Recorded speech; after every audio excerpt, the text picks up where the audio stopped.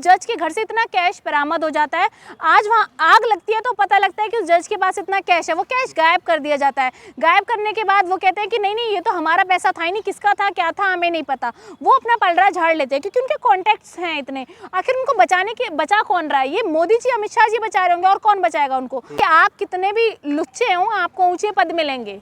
तो ये संदेश आज भारतीय जनता पार्टी सेट करी है। यशवंत वर्मा जी, जो कि पैसों को लेकर के इतना बड़ा कांड उन्होंने किया, अगर उन्होंने नहीं किया होता तो उनके घर से पैसे बरामद नहीं होते। आखिर जो मोदी जी कहते हैं परिंदा पर नहीं मार सकता, वो एक कैश कांड का पता नहीं लगा पा रही, उनके पूरा डिपार्टमेंट पता नहीं लगा पा रहा, तो दिल्ली पुलिस पर क्या भरोसा करें? हमें किसी पर भरोसा नहीं है। पूछती हूँ, इनके जजेस के पास जो आज कैश है, इनके मंत्रियों के पास जो आज कैश है, इतने बड़े बड़े ईडी के छापे पड़ते हैं, उनमें जो इतना इतना कैश निकलता है, उस पर क्यों कार्रवाई नहीं होती है? तो मोदी जी की नोटबंदी फेल है इसका मतलब। देखिए, ऐसे कई जज हैं, आप कहते हैं ना, लोकतंत्र में आज संविधान पर जब सवाल उठते हैं, जब कोर्ट पर सवाल उठते हैं, तो सवाल जज पर भी उठते हैं। वो सवाल लोकतंत्र की प्रक्रिया पर नहीं उठते, वो सवाल जज पर उठते हैं। आज उस जज के घर से इतना कैश बरामद हो जाता है, आज वहाँ आग लगती है तो पता लगता है कि उस जज के पास इतना कैश है, वो कैश गायब कर दिया जाता है। गायब करने के बाद वो कहते हैं कि नहीं नहीं, ये तो हमारा पैसा था ही नहीं, किसका था क्या था हमें नहीं पता। वो अपना पलड़ा झाड़ लेते हैं क्योंकि उनके कॉन्टैक्ट्स हैं इतने। आखिर उनको बचा कौन रहा है? ये मोदी जी, अमित शाह जी बचा रहे होंगे, और कौन बचाएगा उनको?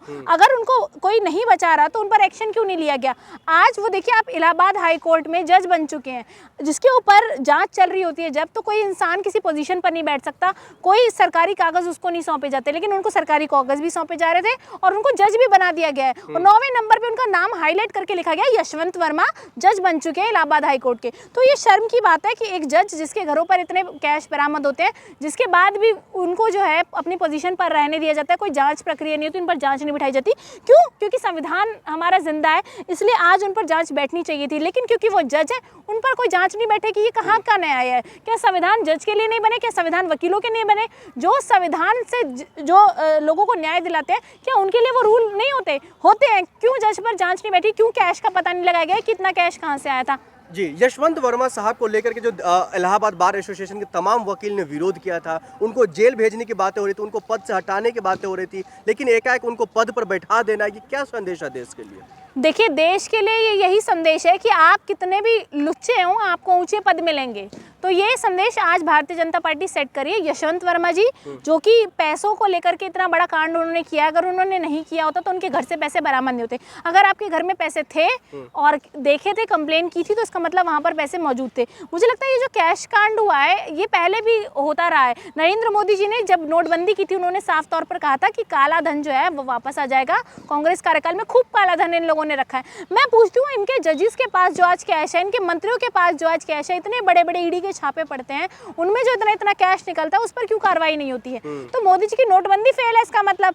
और आज जज के पास अगर इतना कैश निकलेगा तो जनता क्या समझेगी? किस पर भरोसा करेगी? किस न्यायिक प्रक्रिया को फॉलो करेगी? किस सुप्रीम कोर्ट पर भरोसा करेगी? किस लोअर कोर्ट पर भरोसा करेगी? तो आज जनता का भरोसा संवैधानिक संस्थाओं से हट गया है, सुप्रीम कोर्ट से हट गया है, जजेस से हट चुका है। अगर कैश उनके घर से बरामद हुआ था तो पूरी जांच होनी चाहिए, ताकि ये एक मैसेज सेट होता कि अगर कोई जज भी पैसे लेकर के किसी केस का निर्णय करता है या किसी से भी पैसे ऐंठता है तो उसके ऊपर कार्रवाई होगी। लेकिन ये एक मैसेज सेट कर दिया गया है कि आपके पास कितने भी कैश हो, आप बच जाएंगे, क्योंकि आपके पास पावर है, आपके पास सपोर्ट है सत्ता का। इस कैश कांड को भारतीय जनता पार्टी से क्यों जोड़ा जा रहा है? भारतीय जनता पार्टी से इसलिए जोड़ा जा रहा है क्योंकि भारतीय जनता पार्टी के हाथ में पूरी सत्ता है।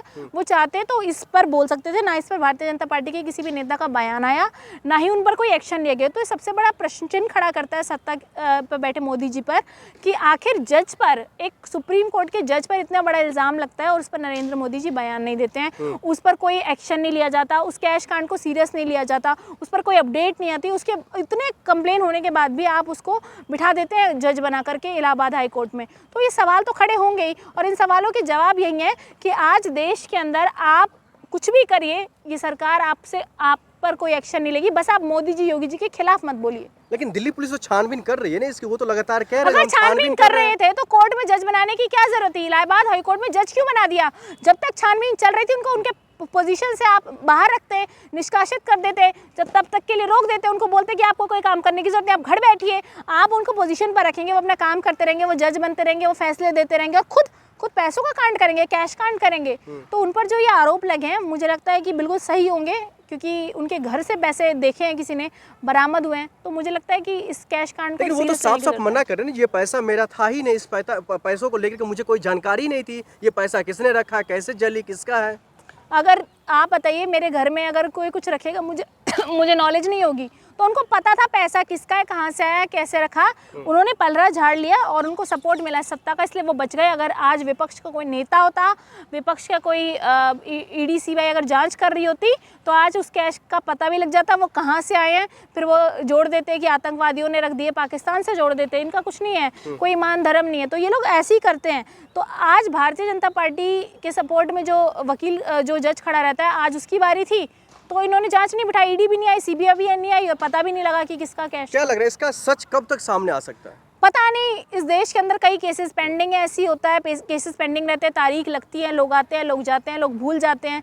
आज आप देखिए कैश कांड को लोग भूल चुके होंगे, दूसरा मुद्दा आ जाता है, दुनिया उस तरफ चली जाती है, तो हमारे जो न्यायिक प्रक्रिया है उसको सही करने की ज़रूरत है, तुरंत उस पर फैसला होना चाहिए था, तुरंत जांच बैठनी चाहिए थी, और इस कैश कांड का मुझे लगता है खुलासा होगा आने वाले समय में, और होना भी चाहिए। नहीं, आपको दिल्ली पुलिस पर भरोसा है, नहीं गृह मंत्रालय पर भरोसा है, कानून व्यवस्था पर भरोसा नहीं है, तो आपको भरोसा है किस देखिए पर? भरोसा होता तो आज आप देखिए, जो मोदी जी कहते हैं परिंदा पर नहीं मार सकता, वो एक कैश कांड का पता नहीं लगा पा रही, उनके पूरा डिपार्टमेंट पता नहीं लगा पा रहा, तो दिल्ली पुलिस पर क्या भरोसा करें, हमें किसी पर भरोसा नहीं है, क्योंकि अगर भरोसा होता तो इनको पता लग जाता कि कैश उस जज का है कि नहीं, उस पर एक्शन लिया जाता, उसे उसकी पोजीशन से हटाया जाता, लेकिन ऐसा कुछ नहीं होता। इसका मतलब सपोर्ट है कहीं ना कहीं सरकार का उन पर। नहीं, एक वक्त था जब वो बंगला खाली करने को लेकर के तैयार नहीं थे, कई तरीके के फोर्स लगा दिए गए थे, दूसरा मामला कैश कांड का है और तीसरा मामला उनका मुकरने का, तो इसको कैसे देखती हैं आप? देखिए पहले भी कई केसेस उनके ऊपर दर्ज है, अगर आप गूगल खंगालेंगे तो आपको नजर आएगा कि उनके ऊपर पहले भी कई केसेस है।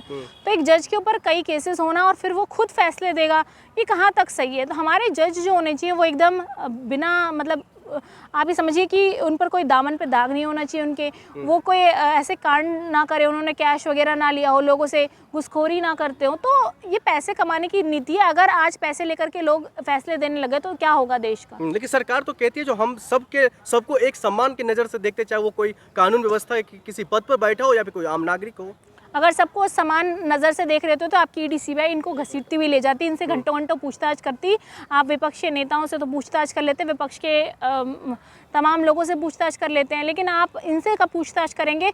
इनको इनकी पोजीशन से कब तक हटाएंगे? क्योंकि राहुल गांधी जी की तो सदस्यता भी रद्द कर दी गई थी। लेकिन आप कहते हैं जो इस सरकार इनके समर्थन में है, गृह मंत्रालय इनके समर्थन में, लेकिन सरकार का तो दावा है मैं किसी भ्रष्टाचारी के समर्थन में हूँ ही नहीं, फिर वो यशवंत वर्मा साहब के समर्थन में क्यों कहते हैं ना, आएंगे? जिनकी पार्टी में ही सब भ्रष्ट हों, उनको भ्रष्टाचारी को समर्थन करने की क्या जरूरत है? वो भ्रष्टाचारी को समर्थन मोदी जी नहीं करते। मोदी जी अपनी पार्टी में भ्रष्टाचारियों को भरते हैं, वॉशिंग मशीन में धोते हैं और फिर भ्रष्टाचारी वहाँ के एकदम साफ हो जाता है, वॉशिंग पाउडर निरमा की तरह। तो मोदी जी ऐसे हैं, भ्रष्टाचारी को सपोर्ट तो कभी नहीं करते, बस अपने साथ रखते हैं। ठीक है, आखिर में ये बता दीजिए, तमाम जो वकील इनका विरोध कर रहे थे, जो कोई वकील कहते इनको जेल में जाना चाहिए, तो कोई वकील इनके शपथ ग्रहण जो इलाहाबाद हाईकोर्ट में ले रहे थे, तो उनको वहां पर मना कर रहे थे, लेकिन उसके बावजूद भी शपथ ग्रहण लेना, उसके बावजूद भी तमाम केसों पर सुनवाई करना है, फिर क्या मामला है? देखिए, अगर वकील बार एसोसिएशन उनके खिलाफ है, प्रोटेस्ट कर रहा है, उनको शपथ लेने से रोक रहा है, तो कहीं ना कहीं बाद में सच्चाई है, तो इस पर ध्यान देने की जरूरत थी, लेकिन नहीं दिया। उनको शपथ लेने दिया, उनको जज बना दिया, आज वो फैसले लेंगे। वो व्यक्ति सत्ता पे बैठ के फैसले लेगा जो खुद घूस के पैसे खाता हो।